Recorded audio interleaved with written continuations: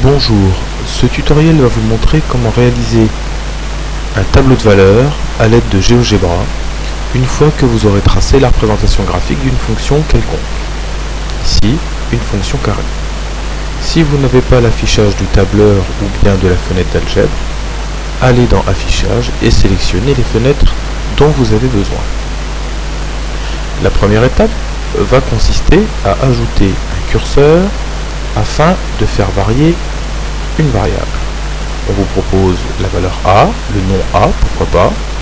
Vous allez personnaliser les minimums et maximums de l'intervalle en fonction de ce qu'on vous a demandé pour le tableau de valeurs.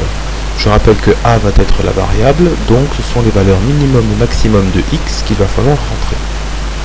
Personnaliser aussi l'incrément. Ici je vais choisir 1, ce qui fait que mes valeurs de X vont aller de moins 10 à 10, tous les 1, c'est-à-dire moins 10, moins 9, moins 8, ainsi de suite jusqu'à 10. Pour plus de précision de manipulation, vous pouvez également, mais ça n'est pas une obligation, ajuster la largeur du curseur. Ici, je vais par exemple la doubler. On voit apparaître ici le curseur, et en sélectionnant le bouton déplacer, on peut déplacer le curseur et l'on voit que la valeur de A, aussi bien dans la zone graphique que dans la zone nombre, change. Maintenant que nous avons notre variable, nous allons créer un point sur la courbe qui va s'appeler A. On va mettre A égale pour lui signifier ses coordonnées. L'abscisse, ça va être donc bien ma variable petit a. Je vais mettre A. Et pour que le point A appartienne à la représentation graphique de f de x, eh bien, le y va correspondre à l'image de A, f de A. Une fois cela fait, vous validez avec le bouton Entrée. On peut vérifier en déplaçant le curseur de la valeur petit a que le point grand A se déplace bien tous les 1 sur la représentation graphique de f de x.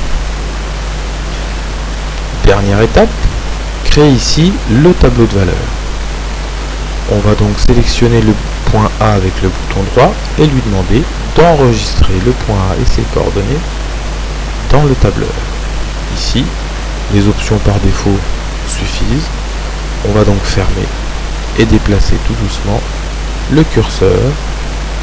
On voit au fur et à mesure à droite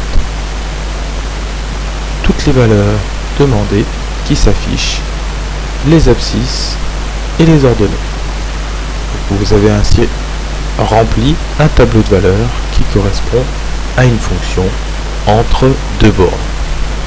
Observez tout de même que comme vous êtes parti de la valeur x moins 10, et donc que vous ne l'avez pas activée, elle n'apparaît pas dans le tableau. Mais rien ne vous empêche, si vous avez augmenté un trop grand nombre de fois le déplacement de A, et donc que vous avez un tableau qui est trop rempli, vous pouvez recommencer en cliquant de nouveau sur le bouton droit sur le point A, enregistrer au tableur et effacer toutes les traces.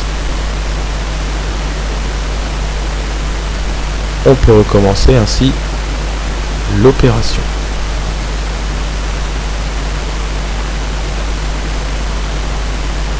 Si maintenant vous voulez arrêter l'enregistrement, toujours bouton droit sur le point A, enregistrer en tableur et vous le retirez.